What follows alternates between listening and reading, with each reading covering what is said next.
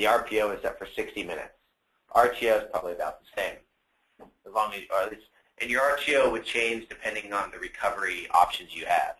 Your RTO, if you didn't lose your local backup server, is going to be a lot faster than the RTO if you did, and you have to go through us, or if you have to go, or if you have to download it. See it next. Now we have our compression and encryption options. So you can select standard or high compression. Standard compression is going to be about 50%. Of course, that varies about what type of server and the files on it. High is going to be an additional 15 to 20% on the standard. You can enter a password and encrypt the data. If you go to advanced, you can select the level of encryption, so 128-bit to 256. Our system, when you go off-site, already is going to encrypt the data at 256-bit AES locally. It's going to transfer over 128-bit SSL and then store an additional 1024-bit AES. So we are already doing this. This level of encryption is required for HIPAA compliance. So if you're running healthcare records, you do need to have your local backups encrypted, so you would come in here and do that. For others, the advanced options are kind of nice because it gives you these different commands. Commands can be used for a number of things. Most commonly would be to script out database start and stop times. So for the most part, we have customers who have proprietary databases. So we use VSS, and that's going to cover 90% of the databases we have to back up, and which means that we can back them up while they're open. Now, there are going to be proprietary databases that you all encounter that simply don't have their own VSS writer, and you got to shut them down or stop them before you can get a full backup, or you'll be at risk of losing information. So you want to make sure that you know what those are, and if you do, then you can just write a quick script and then you can put it in here. So pre-snapshot, I want you to close my old Mass 90 accounting software. Post-snapshot, go ahead and start it back up again. Post-backup, you might as well just restart the whole machine. Whatever you want to do. So it's a nice little flexible part that you can do, a little throwback for some of you too. Splitting the image, good idea. A large image, it may be valuable to split it up into bigger chunks. So you can, let's say you have, a terabyte image and 500 gigs is what's compressed down to. Maybe we want to switch it up into, 10 or 100 gig chunks. It depends on what you want to do. So we need to say split the image. And that may help with process time. Because when we're encrypting data locally, it's a nonlinear algorithm, and it can take additional time to really get that through. So splitting this up into additional chunks could help with speed. As file size increases, time to process increases dramatically. This could help you get through that. But it, of course, varies environment to environment. And I'm sure there are other options there as well. So at next, gives us a summary. We hit finish. Then it's going to go ahead and run on a schedule. Well, now that we've got the image-based backup running, we want to take it off-site. So we go to image streaming, or what's called the online backup and recovery manager. So we have this. Now you want to say, okay, let's set up the online backup. And we have the F drive is our backup drive. So I would just check box this whole thing and say I want to back up everything in here. Right? Then you hit. You can explore. Windows Explorer view, very familiar. You click on the file name, you see what's in it. The square means that something in this directory is selected for backup. The checkbox means everything in this directory and everything that will be added to this directory will be backed up. So great. You hit that. Hit next. You can schedule the backup at the end of the wizard or not. Backup automatically without user intervention. That just means running on a schedule. And running on a schedule is nice because you can go to the Windows task scheduler and you can put some additional parameters on it if you don't want it to run for too long. If you want to have different items around it, Really pretty simple. A common one for usually file and folder backup systems is to stop the task if it runs longer than 12 hours. That way you can guarantee that if you're running a backup on someone's workstation, the backup is going to run between 6 p.m. and 6 a.m. and not run into their business day.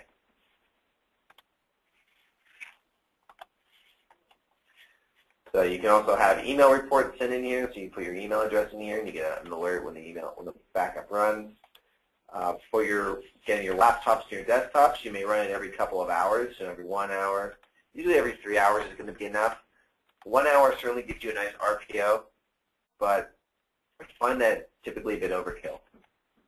Or you can run it daily, or weekly, or monthly. But daily is going to be more common for your server environment. So the environment where we're running image-based backups off-site, we're going to be running it daily and running it at night. So let's finish. Now the backup's going to run.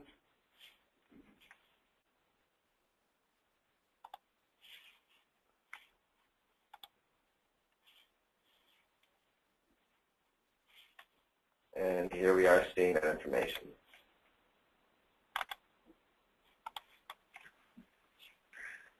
That's it. So now the backup's pretty much completed, and now it's just closed, and that's the backup done. So we get it off-site. How do we restore it? We can come to Restore View. We come through the wizard. What's nice about this is we have this calendar view. It's going to refresh. It's going to show you all the different days that you can refresh back to. So if I go back to February, let's say February 9th, and I hit Next. It gives me this list of machines. Let's go back even further. Let's go back to January 4th and see what we have there. Okay, so we have, 1, 2, 3, it's about 7 machines here listed. I can select the information in each of them. I can expand it, see what's on here. That's pretty much it. I check box what I want to recover. So if I don't want that, I can just get the drive, or I can just get the file. However I want to do it, you hit Next, and you would tell it where you want it to recover. If I go back, and let's go back to today's, and that just refreshed the entire backup set to what it looked like at that point. So now you go back to today's backup set and see what it looks like now. Now I have all these additional machines. I open this up, open up the F drive, and now we see I have a whole list of different image files that I've backed up since then. I actually prefer to go through the classic view for this because I can see a little bit more. So I go to classic view, expand this out.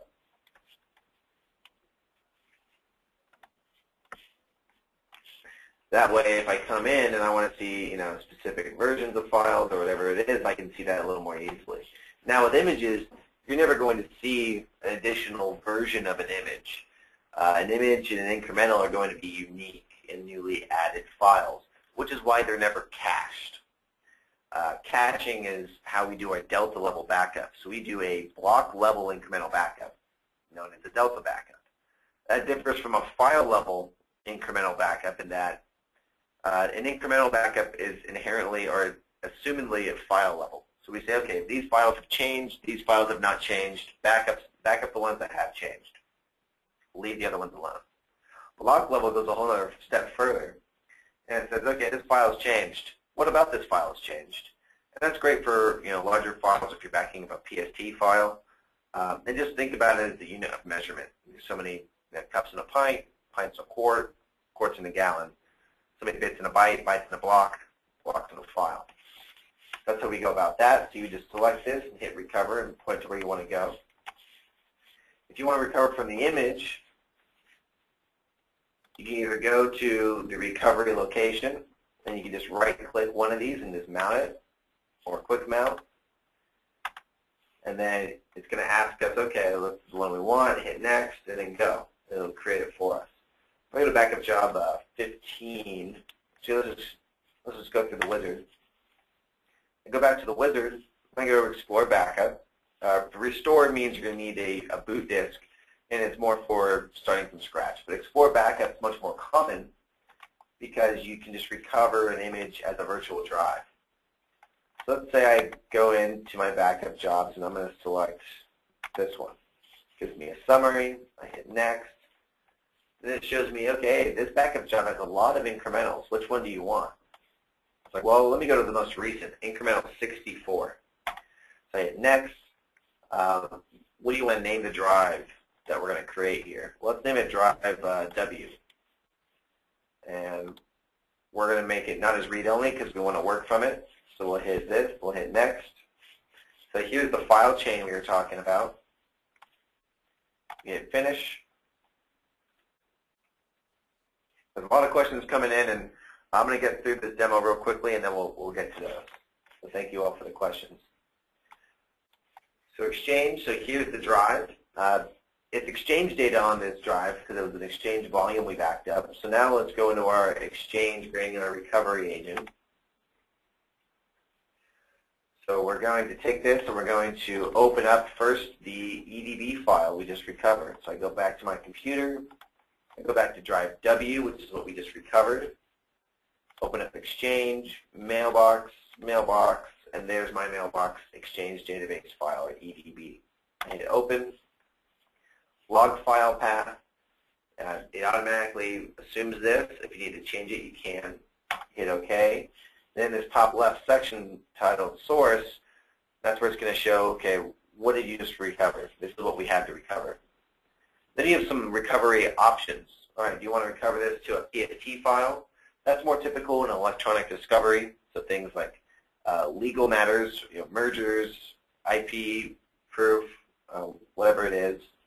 More commonly, you're going to open up an existing Exchange server. So we're going to say, okay, let's click to all the mailboxes. This is my domain. Here's the server name. Great. Okay, okay. This is going to authenticate based on the Windows user I'm currently signed in as. So hit close. Now it's going to show me my Exchange information. So let's have a common scenario. User 1 comes into your office or emails you and says, hey, I'm looking for this attachment. It's very important. It's called management something or other. And I got it sometime in the last 5 or 6 months, and I cannot find it. Can you find it for me? Okay, sure. So we expand user 1 stuff, and we just hit the search function. And we hit OK. We verify, okay, yeah, we're just searching the user 1. And he said it's an attachment he's looking for, and it's called management something or other. So we'll type in management. It is in the last 5 or 6 months, so we can specify that or not. I'm just going to leave it blank and just say find now. And up comes all these mails. So let's say, okay, let's open this up. For our discussion, you'll find the Nortel Management User Manual attached. Great. That sounds about right. Is this the right one? And he says, yeah, it is the right one. So we say, wonderful. We're going to close that, and we're going to open up his inbox currently, and we just drag and drop the message right into his inbox. Done. Or we could shift select all these and drag and drop. Or let's say we want to see everyone who's gotten this management guide.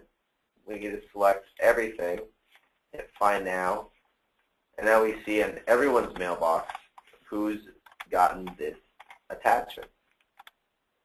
That's simple. You can save the report. You can do file word exclusion. You can search in the body, the subject line, attachment. Really granular and powerful stuff here. It doesn't just do individual mails, calendar invites, or contacts. It also does full mailbox recovery. So if you just wanted to drag and drop this in here, you could do that. Or you could just take the whole EDB file and move it to a new piece of hardware.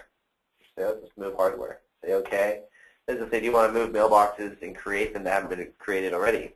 Absolutely. Saves you a step or two. So that's really nice. So just a real intuitive, real powerful system in our EGR client.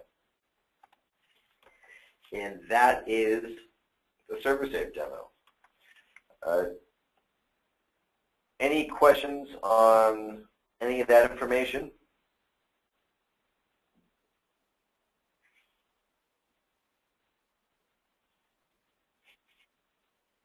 All right, here's a couple other questions.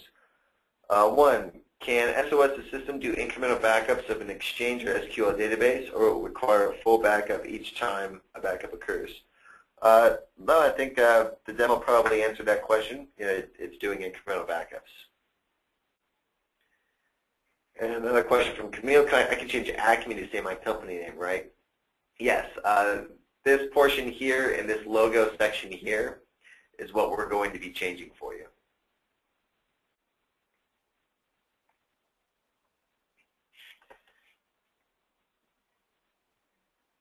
Then again, one part is the web integration package. So we have, this is the front part of the web integration package. Let me go to the main dashboard.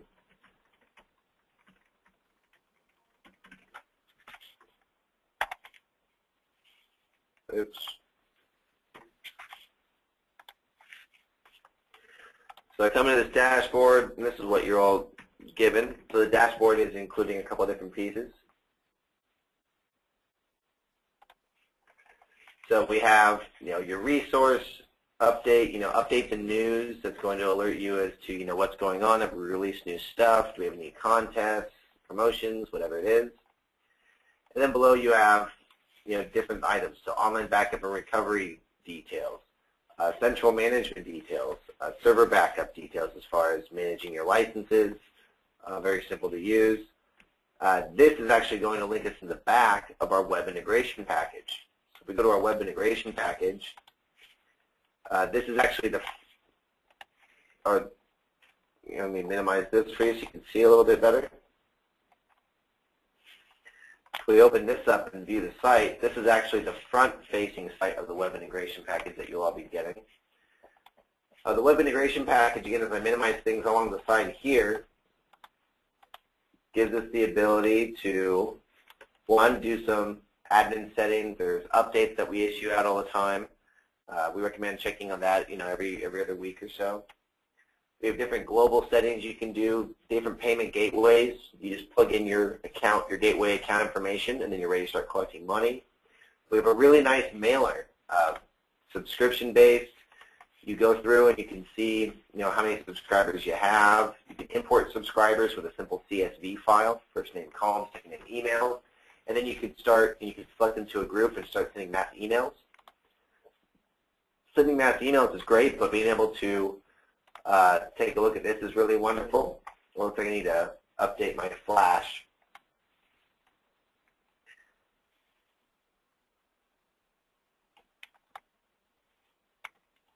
Okay, well, this is going to take me to the Flash site, so I'll do this later.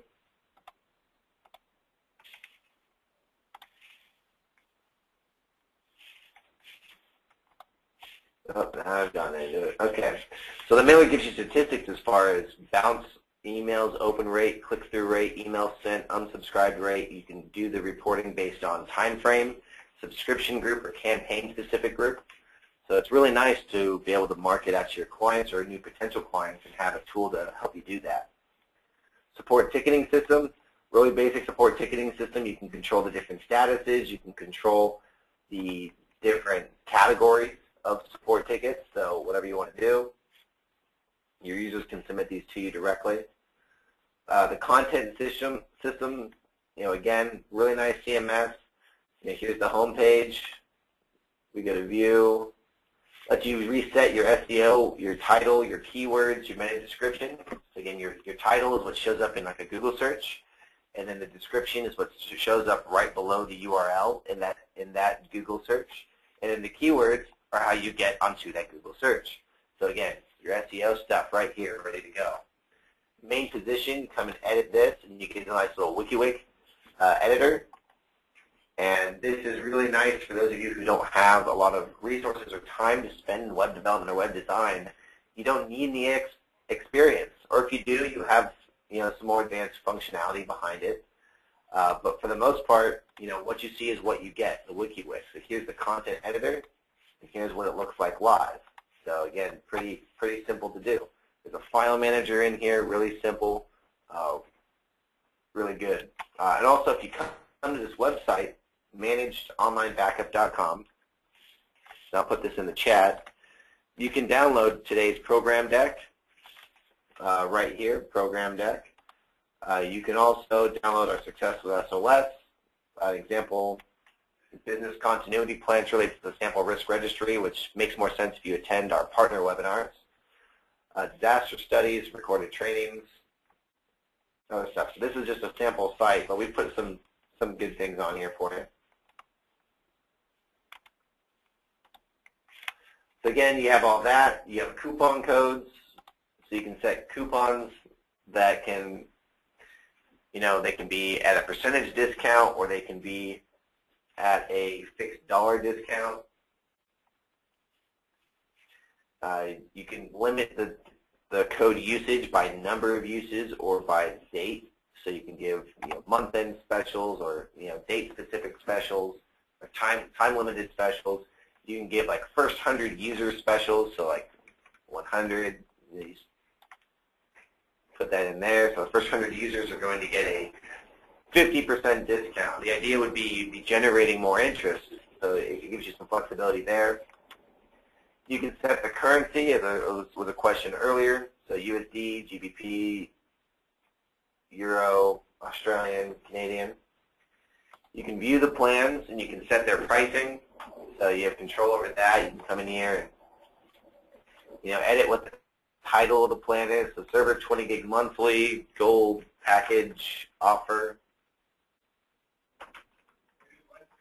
You can make it active or inactive. You can change the way it displays. Very simple to do there.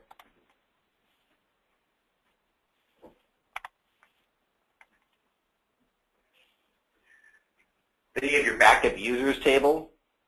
So your backup users table gives you a list of users. You can view actions. You can view the details on the specific user. You can edit their contact information. You can upgrade their account without billing them for it or billing them outside the system. You can cancel their account, reset their password, change their email address. I get to view details. Give you a little more information like purchase history. So they first signed up on the 8th of February last year for $240, and they upgraded the same day to $360. They've used their account not at all.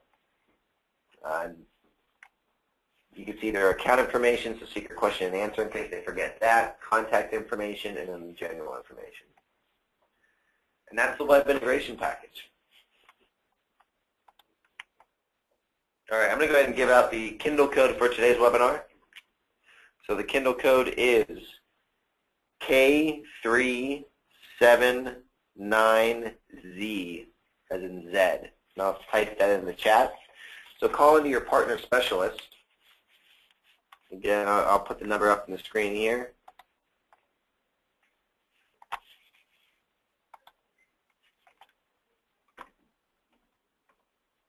So call up your partner specialist at 877-896-3611. Again, you give them this code K379Z. And they'll enter you into the Kindle drawing, and it'll be announced. The winner will be announced next week. And they'll also schedule a time with you to run through a very specific ROI. And we have a couple of existing partners on here who could probably attest to how great that is for them, because that'd be something you'd have to do on your own. Our partner specialists, their goal is to properly place IT service providers into our partner program.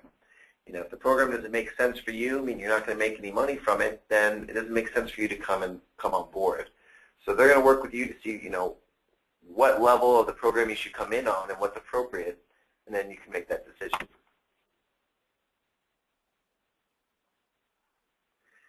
Steve asks, where is the list of places the seed upload can be done from?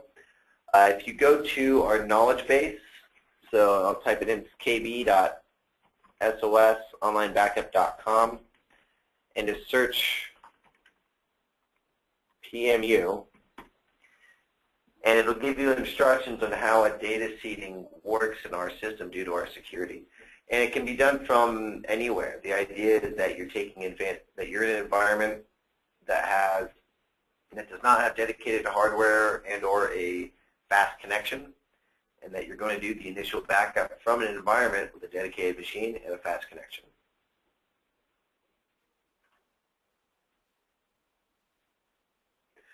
All right, any questions?